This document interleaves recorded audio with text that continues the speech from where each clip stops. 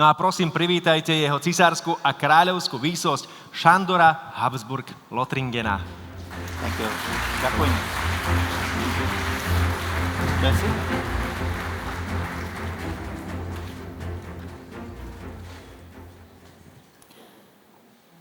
Sandor, vítame vás. Ďakujeme veľmi pekne, že ste prijali pozvanie, že ste dneska tu. Máme veľa otázok, veľa krásnych tém, takže poďme sa do toho pustiť. Ja na úvod ti dám slovo. Si hovoril, že veľmi rád privítaš našich hostí a poďakuješ sa teda za ich účasť. Takže tých 5 minút, ktoré si chcel, páči sa aj k nejakej tej rodinnej histórii. Môžeme spustiť prezentáciu? Thank you very much, but for some reason I don't hear anything in English. I didn't take my translators. On nemá prekladač. Môžeme poprosiť? Thank you. So, first, thank you very much. Special thanks to Erika, Monica, and Linda for this wonderful organization. I also want to thank particularly Chateau Bella and their staff and all the people who just served us a fantastic lunch. And I hope that we will be so exciting that the classical tiredness that should we actually have a siesta now is not going to happen. And I want to mention very specially that I got to know Monica at a very interesting small family event some years ago in Vienna. And the cooperation here in Slovakia has been fantastic. And with the family's business center, she has asked me to cooperate with one of her ambassadors to carry the vision and their activity out into the world. So, thank you very much. A ja ďakujem veľmi pekne, že si tu s nami. A teda ideme na tie osobnejšie otázky. Sandor teda povedal, že keďže je tu taká komorná otázka, môžeme sa ho priamo pýtať, tak sa z toho veľmi tešíme. Takže osobná perspektíva a detstvo, aké to bolo vyrastať s takým menom? Bol to záväzok? Bol na teba nejaký tlak, čo sa týka vzdelávania? Ako to bolo v škole s priateľstvami? Takže skús nám odhaliť takéto zákulistie detstva s takým menom habsburgovským.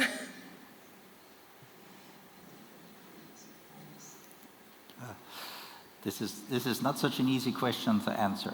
I think I was very lucky as a child. I grew up in a small village in Austria, and I think in the first years I was quite unaware of any of the typical family pressure and the name, everything.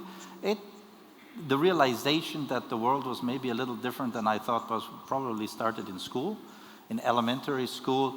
That, to put it politely, I think everybody suddenly expected me to have to do a better job than everybody else.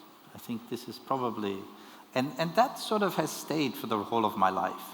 It's, if everybody else could sit around and, goof off, I was expected not to goof off. Yes. Ako si to vnímal z pohľadu rodičov?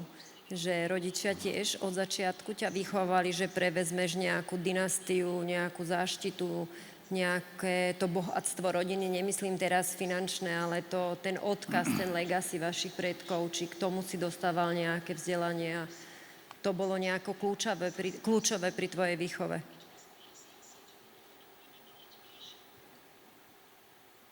Yes, so you are addressing a very important part of history. When we talk about family business and family activities, being a member of a ruling family or former ruling family, it's a completely different situation. Probably the most profound part is if you do spend some time with history, and one of the things, of course, my father and my mother told me, and we talked a lot about it. They told a lot of family stories and why and how things happened. But to give you an idea, this family was in a ruling position since the oldest document that we have is about the year 920 and was effectively until 1918. One of the things we do know is that the family fortune as a private fortune, not in regards to government, but I will come back to that, actually stayed within the family until 1918. and was lost due to the total expropriation from, at that time, First Republic of Austria.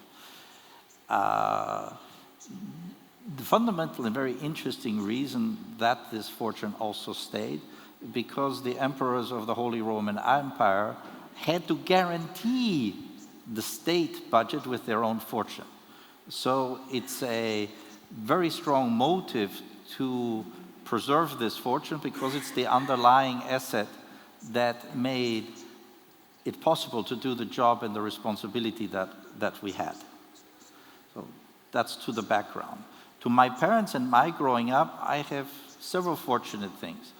The one was that when I was 10 years old, I had finished 4th grade in Austria in elementary school, and my father took on a responsible job with the United Nations, and we moved to Central America.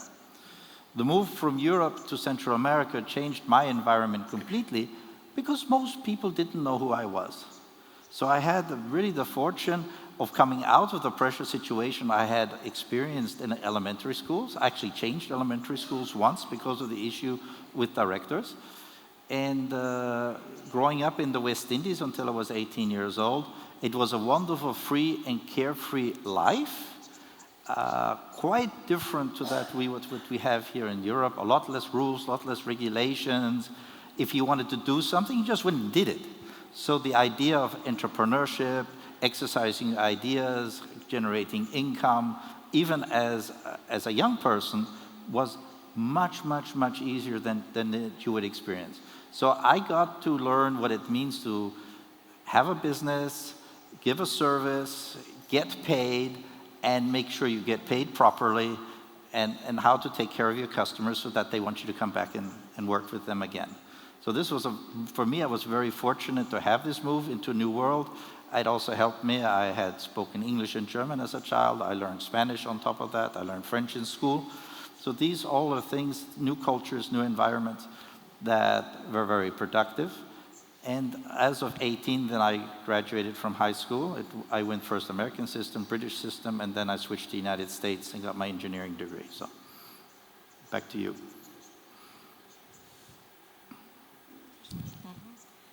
Paralela teda na Slovensku je, že to, čo vnímame, že na Slovensku, ako to majú slovenské rodiny, je, že keď sme na rodinných radách, poprosíme zakladateľov, majiteľov, aby spísali rodinnú históriu, ktorá bude súčasťou rodinnej ústavy, tak mnohí majitelia povedia, že výborné, že potrebujú na to pol roka, 3/4 roka, aby to začali ako keby zdokumentovávať. A niektorí povedia, to nie je treba, však to je v histórii, na web stránke histórii firmy, takže je tá história veľmi dôležitá.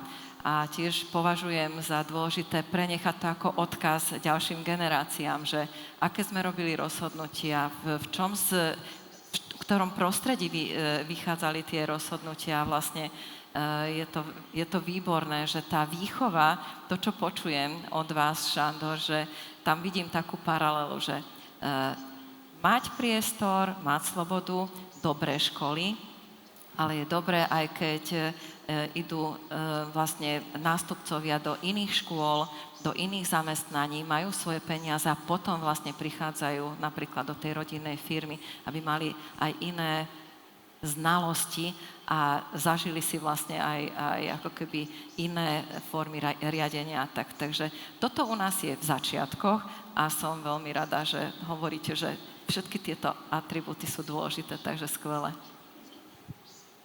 A môžeme pokračovať konfliktami? A ako to bolo u vás? Je to kráľovská rodina, sledujeme filmy, sú tam rôzne konflikty, aj generačné, aj krízy generačné, aj potom možno nejaké intrigy. Tak sa chcem opýtať, že aké typy konfliktov sa, ak teda vieš, teda chceš šerovať okruhy otázok, sme spolu diskutovali, čo môžeš šerovať medzi nás a ako ste to riešili, či máte nejaké nástroje alebo nejakého mentora alebo rodinného, nejakú osobu, ktorá lieči celú rodinu. This is conflicts. Most conflicts arise, as also we've heard today in your discussions and what all of my previous speakers have talked about, and actually it talks about communication. It's talking to each other. It's the most fundamental part. And as in just before lunch, it was very well emphasized that you have to find a lot of things that you can talk about. In other words, talking about family history, what did the parents do, what the grandparents did, what the great-grandparents did, where they came from, where they lived, as far as possible. This creates a wonderful level of communication because it gives the people and gives the children a source of identity. When it comes to fights and so things, we as parents have a huge responsibility, and that it is us who must go to the younger generation and address it, find dialogue. It's very difficult, and it's for the children much more difficult to go to a person of authority and question something. So we have to open a dialogue that permits that to happen and to talk to each other. And actually most things can be avoided, particularly the things that I have heard at different meetings that we have been and I've participated in, is that we usually wait too long to talk about issues, right? Taboos was a very wonderful way of describing it today. If we have a system of dialogue that sit down for breakfast or lunch or dinner as a family, and let's say from a point of parents, you can do a role model play. So if I am speaking with my wife and the children are at breakfast and we're having a discussion, how is the day? What are you going to do today? What are the issues? What's happening in the company? The good things and the bad things, and how can one discuss how one can resolve these issues? If the children are brought into this process, they grow up with it. They learn everything by osmosis. It's a little bit like we have learned with big offices. If you have the people together in the office, they hear what is happening. There's just natural communications. And if everybody is working from home office, we lose that connection. So it becomes isolationistic. And the same thing that we must do in our family. So we say family is our first community. And this community is really, really important. That actually everybody knows what is happening in this community. And we tend to have the tendency to say, oh, we keep things to ourselves, we keep our problems to ourselves, we don't share them because we think we don't want to expose people to pressure and have to deal with it. But that's what a family is for. It is to share those things and grow up with them and experience the process of being confronted and resolution. It's a learning process. And this process, when we want people to take over or take very important decisions in life, then they will be prepared for that. Použili ste niekedy nejakého externého poradcu alebo mediátora pri riešení konfliktov, pretože myslím, že teraz sa nebavíme o rodine ako tvojej rodine detí, ale v širšom ponímaní ako rodiny Habsburgov sú čiste možno riešili nejaké majetkové spory alebo spory súvisiace s nejakou prestížou alebo nejakým mediálne spory. Používali ste nejakých externých, ak teraz nemyslím právnikov, a skôr na urovnanie nejakých mediátorov, poradcov alebo niečo také? Well, I am fortunate not have to deal with a situation like that. But it is very advisable if you feel that you have reached a point where dialogue is not functioning, maybe to look for a mediator, somebody who can level the playing field, which creates an atmosphere of reason where people feel more inclined to share their issues and their things. Maybe because we started also out with the discussion of dynastic structures and why certain things work. So if you look at the Austro-Hungarian Empire, which of course Slovakia was part of, why did this very multicultural, diverse language country function? And the reason for it is that the emperor had a very, very, very important role, which nobody ever talks about, and that he was the mediator. is a higher authority, so that when two parties were fighting amongst each other on a national level or international level, then it was he who made sure that the two parties stuck to the fair side of things. Because having a fight usually means that somebody somewhere is being unreasonable, so it takes another person to say, you have positive arguments, and now we need to work on finding common ground. So if we analyze today what is happening today in the European Union, the reason that we have all the problems that we have no higher authority to mediate between countries. So we fight with embargoes, we fight with laws, we fight with court cases, but we don't resolve. So your question, I think, is really, really important, that, for example, a father or a grandfather actually should have this role to mediate between the siblings and the children on a very unbiased position. It's really important. And if you don't have somebody in the family, then there are family office experts who understand how to try to create a level playing field, or as my very good friend out of Canada said, ask questions, Ask the questions and get everybody to answer those questions honestly. And by how the question is answered, you will find out where the differences are. Vaša rodina dlhodobo pôsobí historicky nielen politicky, ale aj mocensky. Má meno Habsburg silu v rámci biznisu? Akým aktivitám biznisovým sa momentálne venuješ, alebo ako rodina venujete? A či sa tie aktivity nejakým vývojom menia?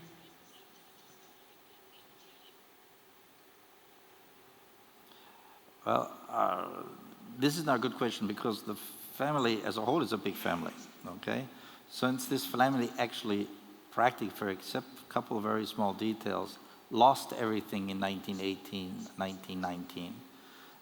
Actually, this family had to reinvent itself. This family had to start from scratch. So the family, because of the dynastic rules that existed at the time, they were actually practically restricted just administrating their own property. Every member of the family had to learn a trade. You had to learn how to work, because the rules said that should the dynasty cease to be in a position of power, then you would have to be able to feed your family yourself. So we have gardeners, we have roofing specialists, locksmiths, carpenters. So these are classic trades. Every member of the family learned a trade. But they weren't allowed to exercise it. My great-grandfather got into a lot of trouble because he went on and exercised it. Just maybe a minor detail, he wrote the first patents on all-wheel drive and chain-drive vehicles 120 years ago.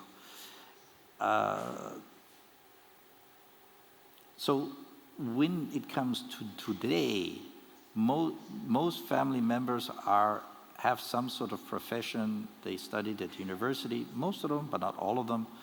So we have people in all sorts of activities.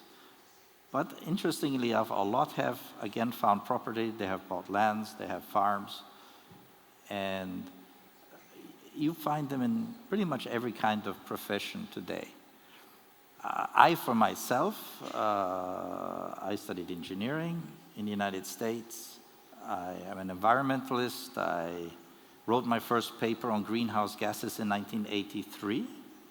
And we can talk a lot about the environment and the problems that we have today, but to blame one gas for all the problems we have, i.e. CO2, I think is stretching the imagination a bit too much. But I focus today on 4 areas. Food security, how do we feed people? Energy security, how do we make sure we have enough energy? Data security is a huge subject that every family should really think about, and of course, healthcare. And we can unite these 4 things and create a sustainable and strong future for not just our children, grandchildren, and great-grandchildren. And politically, if our politicians were focusing on food and energy security, if a country cannot feed its people and cannot supply with energy, it actually loses the right to call itself a sovereign country. And this is an environment that I think for everybody who's running a family business and thinking of the next generations, how to plan it, really we need to think much further than just the passing of the torch from one generation to another. We need to create tools. We need to look at the political sphere. We need to look at the financial sphere, the tax, the fiscal area, and how to create structures so that we can deal with situations in the future which we don't even know what they will be. Spravili ste niekedy také rozhodnutie, ktoré bolo dobré pre firmu, ale nenaplnilo to rodinné očakávania? Alebo opačne? Well, in the immediate family with my parents or my father, no, because he never said, you have to do this or you have to do that. He did sort of say what your responsibilities are, what people will expect of you because of the heritage, because of your history. You have a responsibility. If we were in a monarchy, this responsibility would be very clearly defined and basically do what the emperor tells you to do. Your opinion is not interesting to anybody. It was a very authoritarian, within the family, very authoritarian, clear structure. Today, it's of course a different situation. Today, every member of the family is actually free to do what he wants. He is free to decide if he wants to take on that responsibility or not. And the very interesting thing is if you look at most of them are taking on that responsibility. They're very active in their community. Some have even been elected as mayors of villages. They're very active in associations, traditional organizations, trying to promote family values, promote economic values, and I'd say most important part is a sustainable future. A akým spôsobom šírite tieto hodnoty? V podstate máte nejaké dokumenty, kde si odovzdávate tieto informácie? Máte nejakého človeka zodpovedného v rodine alebo mimo nej, ktorý vzdeláva tých členov aj o tej histórii? Keď prídeš na školu v Amerike a dostaneš, že musíš sa naučiť dejepis americký, takže či niečo takéto v rodine máte, kto by niesol ten odkaz a tú legacy, a ktorá sa posúva na tie mladšie a mladšie generácie?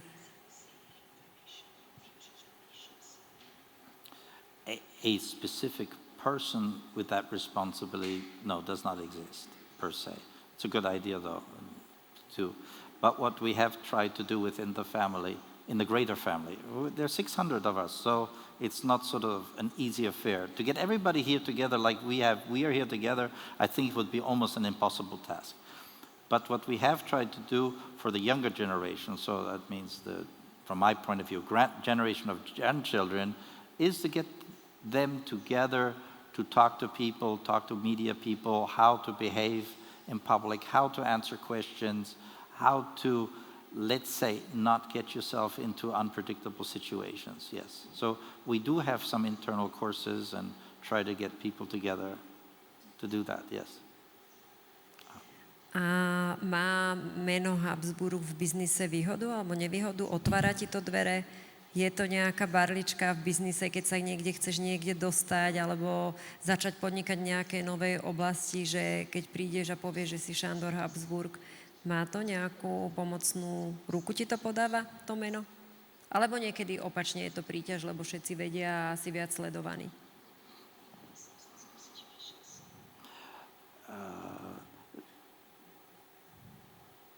I'll try to qualify the answer. As a young person, it was a burden. Why?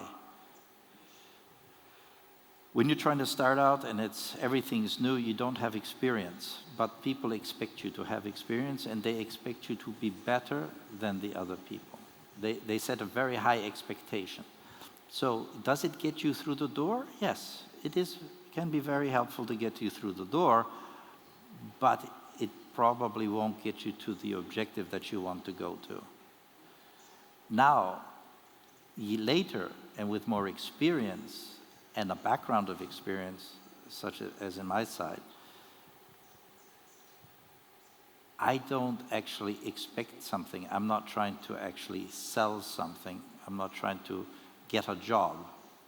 So this has the process has changed completely. So from the perspective as either as a financial expert or corporate structures expert or ecological expert, in those spheres where I have a lot of experience, or telecommunications, data security, it has changed. People are now coming to me. So does the name help? Yes, it is. But even today, it gives you a certain, how should I say, because everybody sticks to a certain set of values, people trust you. There is a much higher level of trust, but the consequences of not living up to that expectation can be almost fatal.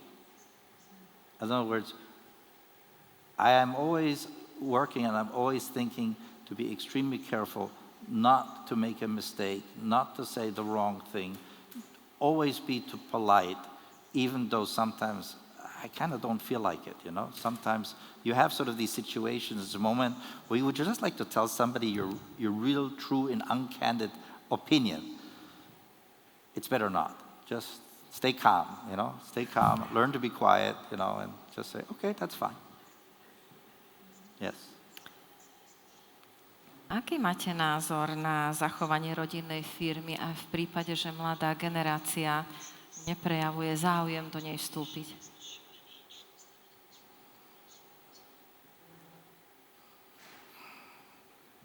That's sort of a million-dollar question. I think everything that was talked about this morning is an answer to that question.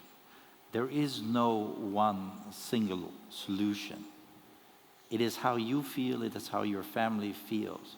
But what I think is really, really, really important, we as the next generation have a certain responsibility to carry the torch, not for us, but for the next generation. So if nobody is capable or is interested in taking over and running a business, then one of the suggestions today is better, you know what? While the going is good, the value is high, sell it. Use the capital, invest the capital, create a foundation for the next generation so they can do that, what they want to do. But with a very strong emphasis, that money, you're a caretaker. It's not a gift. You know, we think of inheritance as a gift. No, inheritance is a responsibility. It's a responsibility to use it wisely because it was created by our forebears and they left it to us as caretakers for the next generation.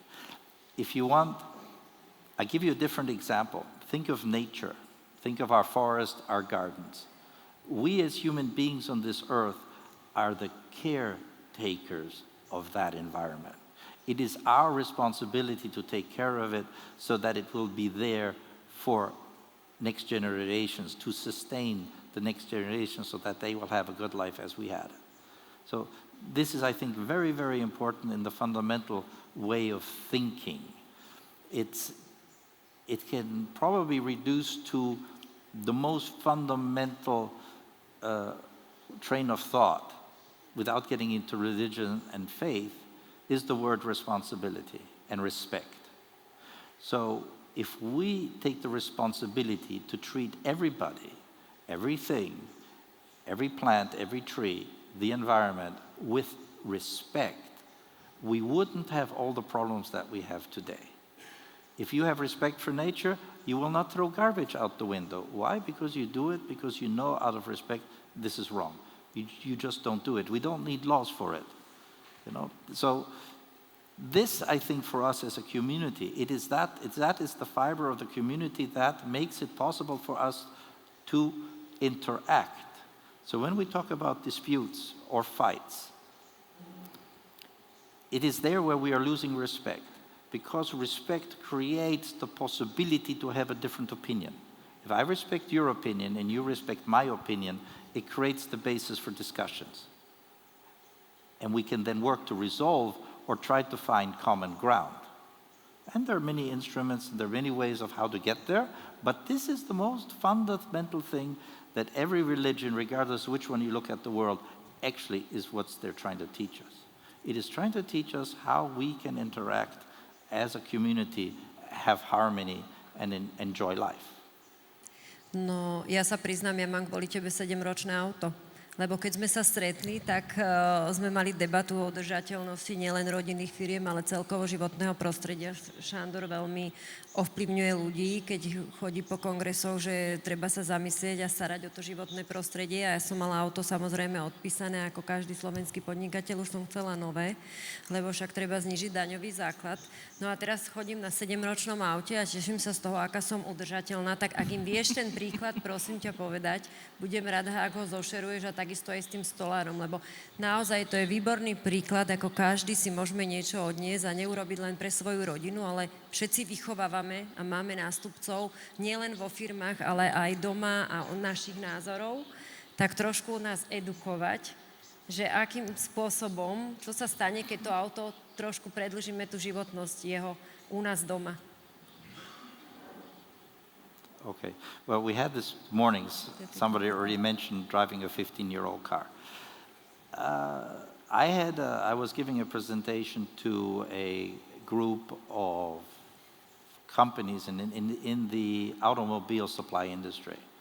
And they asked me to speak to them on how to create more sustainability in their space, which is not easy. And I was feeling very provocative on that day, and I said, it's actually very simple.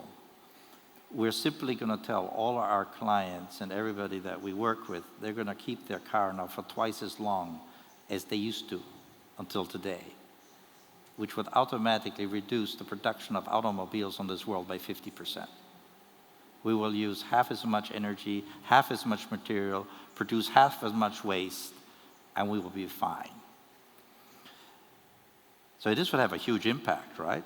And everybody could check off their impact list. But practically, the motivation behind it is two trains of thoughts. We have two types of society. We have what I will call the consumer society on one side. On the other side, we will have the value-based society. Consumer society teaches us, you know, you buy a new car, you drive it for 2 years, get the next model, and you keep going, and they give you all the wonderful arguments of why this is better, why it's cheaper, and why it is more effective. Value-based society says a completely different story. Value-based society says, save your money and pick the car that you really want. Not the cheapest car that you can just have the money to buy. No. Think about really what you want, what you will value. You buy this car, you take care of this car, and you will experience the phenomenon. You don't even want to buy a new car. Why? Because you have that what you want. And it will last you well, and you will enjoy it. You will take care of it. You will make sure it's in the garage. You will service it. You will do all the things necessary to give it the longest life possible. And I can give you, because I'm a really crazy engineer, a real-life study I did with a friend of mine. I bought myself a BMW X5, and he bought himself a Golf because he says, you're crazy. I drove that car almost 15 years, 900,000 kilometers. I could share books on the data. The car cost me exactly 21 cents per kilometer, including all costs. My friend in the same period of time consumed 5 Golfs, and he never got under 43 cents per kilometer. Ergo, I was driving a better car, I was safer, I was more comfortable. Actually, I think I drove more kilometers, but that's a minor detail. And I really enjoyed it. So I bought the more expensive thing about that, what I really want, that what I value, and it cost me, end of the day, half as much. And this works for everything. When I go to universities or students in schools, secondary schools, to talk to children, I usually use another example. I'll share that example because it's really good when you're talking to your children. If you as a father need a table and 4 chairs or 6 chairs if it's a bigger family, you go to a carpenter and have him make for you a beautiful solid table and 4 or 6 chairs, what you will value. And the amazing thing happens that this table and 6 chairs will serve you or me for many generations, not just me, but for many generations to come.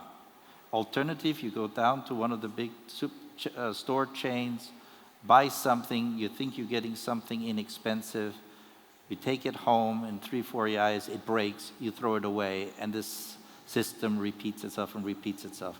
And what does it do? It consumes a lot of raw material, it produces a lot of garbage, because you're throwing it away, and some poor person had to work for almost nothing to produce it. In the value-based society, the carpenter earned good money for the work he did, he can feed his family, and he can enjoy his success. And this is the issue that we have. It's not something that you can touch. It's just a thought process. It's just the way we think and how we go about doing things. So if you think of it from the point of view of value, as a family business has value, but most of the value you don't see on the surface in numbers. You will not find them on the balance sheet. Your biggest value in the business is the people who work for the business. It was already said very clearly.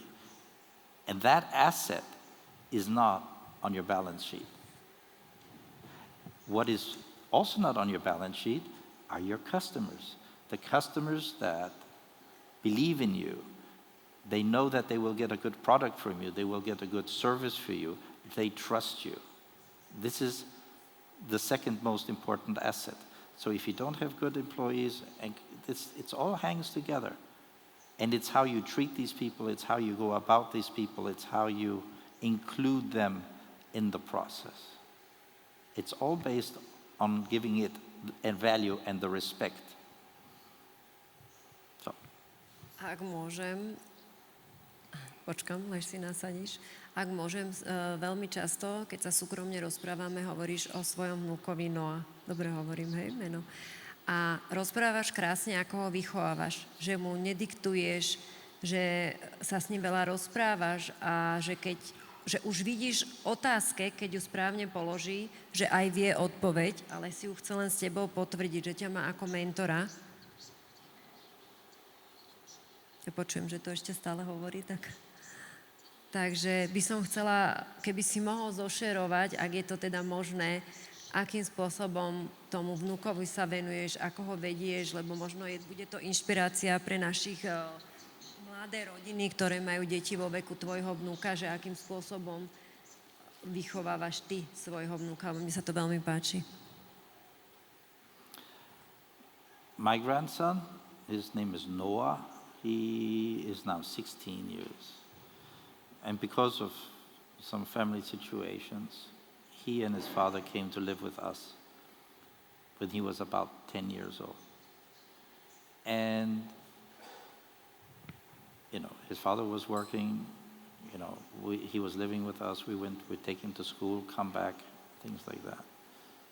I think the most important lesson from what Monica is addressing is that I tried to focus on what he wanted to do. Now I'm lucky because he liked to do the same things I like to do, so it became a little bit easier because the passion. And this passion is for two things. One, he already had as a very small, very young, a great passion for agriculture and machines. And most interestingly enough, not for new machines, but for old machines. I have a small farm and I run the farm. I also like to do it myself. I'm a very hands-on type of person, which makes me maybe different from other people. I also only do things that I really understand. And the other is he likes the old machines. So it created a very beautiful environment for us to share time in the gardens, taking care of trees, making hay, and using old machines. And old machines have the issue that they need to be fixed and you need to repair them, and you usually don't get the parts. So it created the environment that I could spend a lot of time with him doing things that he wanted to do, and to teach him how he can do it and let him do it. And this 5-year, 6-year trip that we have taken together, now he's at a special school for agriculture, it gave the opportunity to discuss with him, what is happening in the world. He came to me one day and said, we have to buy a generator. I said, why do you think we need to buy a generator, He said, well, because the electricity is going to disappear and it's going to be dark, blackout, we have to have a generator. So he was listening to the news and came to me with the conclusion, we now have to buy for one of our tractors a generator. So it opened the discussion to discuss what is happening out there. Why are we talking about it? Why are there issues? Why should we have a generator? Why should we create sustainability? But based on his questions. And working with him to ask questions, to get answers, and to help him learn how to use that information to arrive at a conclusion, or what it means when you collect, how do you analyze, how do you process things, how do you develop a decision-making process to arrive at the right conclusion. These type of discussions are very, very important, and unfortunately today we expect schools to do it, but schools will never teach our children these things. They don't teach you how to learn. They throw a lot of information at you with the hope that you'll figure it out somehow. But they don't teach you how to learn. They don't teach you how to think, how to go to find the information that you need to answer the question. So as my grandson was developing and his questions were getting more complicated, I said, well, and how do we answer that question? Where are we going to look? How are we going to answer? What is the reasoning behind how to arrive at an answer? How do I put together that what I need to take a decision? It's been a very, very interesting journey. And he, with 16 years of age today, if something breaks, I know that I don't even have to go there. He will fix it. It's an example. He came to me, this was this summer. He said the cylinder head is leaking on one of our old tractors, 1952 Steyr tractor. And I said, well, Noah, then I think you got to take off the cylinder head. He says, okay. He has taken the cylinder head, he has dismantled the tractor, he has found the problem, he has come to me, he says, look here, the gasket has a tear, this is the problem. I said, see, you took it apart, you identified the mistake, you know the answer how to fix it. Yes, grandfather, please buy a new gasket. Okay, yes, I will buy a new gasket. And we put it back together and the machine is working. He's 16 years old. He has already understood how to figure out how to fix something, even though he has not ever done it before. This is to learn. It's not the what you're doing, it is how you do it. This is the process. And this is the process we need to instill in our children. And if we want them to be in our businesses and to be in our activities, then we have to pick them up at a very young age and integrate them into that process and give them the maximum possibility to make a mistake. Human beings are, in this respect, really terrible. We always start with zero. Every time one is born, he must learn again. And we do learn the best by making mistakes, learning from our own mistakes, and at some point, maybe we will progress with age to learn from mistakes of others. Ja poprosím našu Lindu, ktorá máme tu teda Q&A kolo. Zatiaľ, lež Linda prebehne k niekomu, kto sa hlási. Ja mám poslednú otázku. Slovenské rodinné firmy čelia naozaj výzvam z generačnej výmeny. Ktoré nástroje rodinného riadenia, ako rodinná ústava, rodinné rady? Vidím, že tá diskusia je veľmi silná téma, to určite v podstate už vy, vaše deti od mladá, že treba diskutovať a vyjasniť si veci a učiť sa v rámci diskusie. Takže ktoré nástroje rodinného riadenia ako rodinná ústava, rodinné rady, pravidelné stretnutia považuješ za dôležité? Well, as we said, the most important is to talk to each other, to understand what each person's wishes and desires in life are. Because there is absolutely no point in trying to do something that doesn't make you happy. Just because you say, I'm doing this out of a point of real responsibility, that, yes, well, my father did it or my grandfather did, I must do it. I think this is very important to discuss that, to really understand what each person wants to do, and then to find the solution how to preserve that, what the previous generations have built up. Even if it means bringing in outside people and bringing outside managers, bringing people in. This is the most professional way to do it. And I have talked to a lot of families and looked at how big family companies and institutions have survived. It is that to teach or understand in the family when you want to do something yourself and when it's better to hire somebody from outside. I mean, it depends on the size, it depends on so many factors.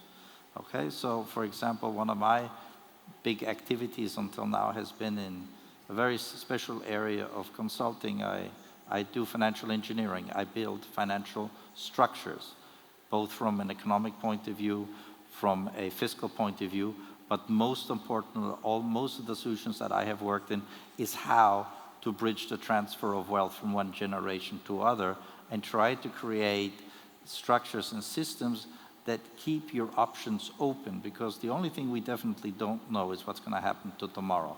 So we try to keep our options open so that whoever is in charge has the tools to work on it. But to generate something like that and to build something like that, that takes a lot of concentrated effort, and it also requires a huge amount of trust and honesty within the working group that is doing such a thing to get there.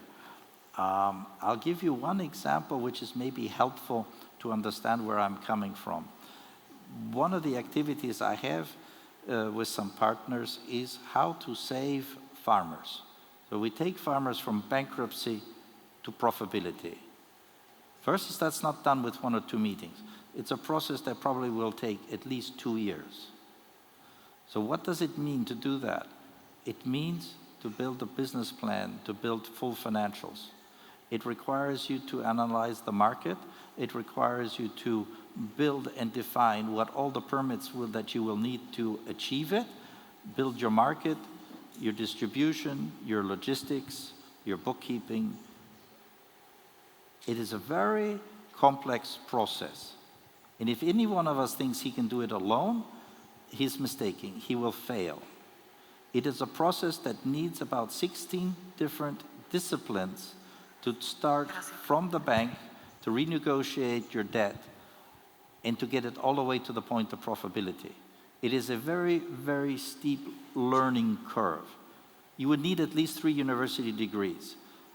And that is the difficulty in our present modern society, that we alone with one competency have a very, very hard time of trying to bridge all of that. It's not like we used to be 50 to 100 years ago where it was easy to decide. So to bring in outside expertise to help you bridge from that process, it's really, really important, and to analyze that need. So I'm running out of time. But you need external people. Yes. Ďakujeme. Otvárame priestor, či sú otázky od vás publika. Takže otáčame sa Máme pochodiaci mikrofón, ala Linda, áno, vidíme tam vzadu. Zvihnite sa, postavte sa, kto má záujem. Áno, tam máme vzadu postavte, otázku. aby vás bolo vidno.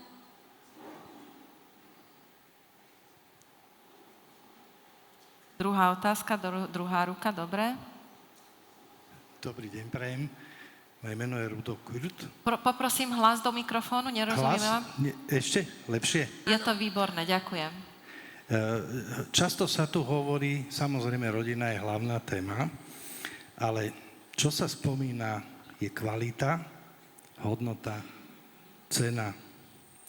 A chcel by som sa spýtať, lebo napríklad behaviorálna ekonomika je veľmi orientovaná na psychológiu, na rodinu, zdanlivo.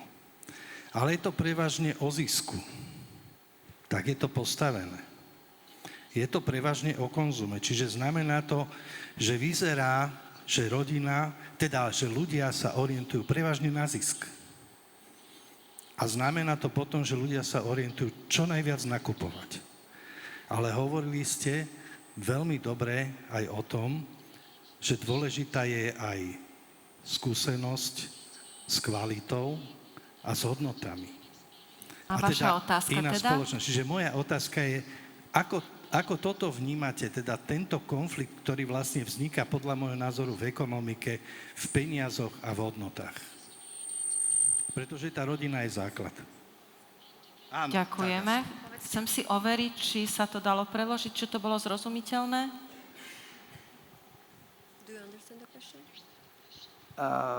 Sandor, je zrozumiteľná pre vás otázka? I think so.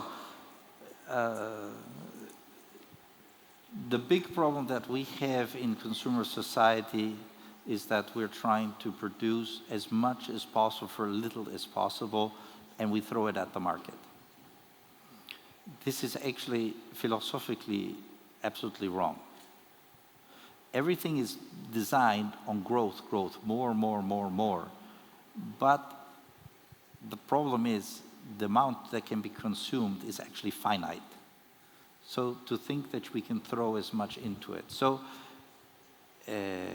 there is growth because you only have the space for growth is to get to customers who don't have your product yet.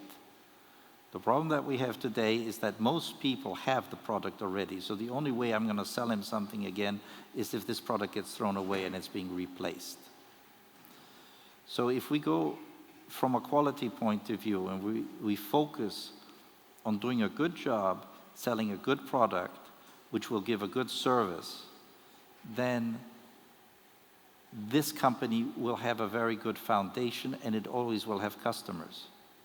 But if we fall into the trap of trying to produce as much as possible, as cheap as possible, we inevitably run into a crisis, which means we reach a certain peak, and after that peak production, then you will have decline.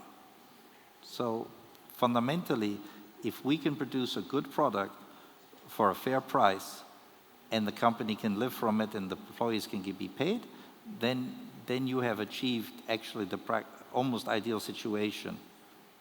And it actually works. Economists and business school will teach you exactly the contrary. But it does work. And you don't need to produce as much as possible. Yes.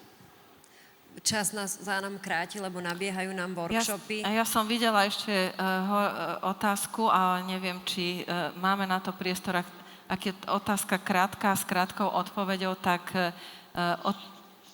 môžeme do jednej minúty, a aby sme... Naozaj minútu na odpoveď, Sandor. Hej. Takže krátka otázka a krátka odpoveď. Hi, Your Highness. So one thing that was not mentioned about you is your position of leadership within faith.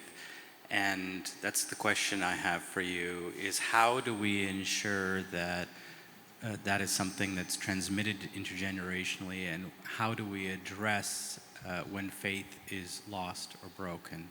Here I'm talking about faith in God or the greater principle in the universe. When faith is lost, that's difficult, because that is part of the most inner personal experience. And faith or religion is a teaching. It's a continuous teaching and understanding of what is important and what is behind value, if you like. So this is what's important within the family. But maybe to expound on the thought of faith, there's a lot of conflict in faith, and we shouldn't be distracted by it, because all religions actually try to teach us the same most fundamental rules of how we interact with each other and what is important. What is, how should I say? There are sort of, let's call it cardinal rules. There are things that are essential for our being on this planet. And if we disregard those, that's what gets us into the trouble that we're in today. So it is our responsibility of parents to pass this on to the next generations and to talk to people. There are many ways of approaching that subject, but to understand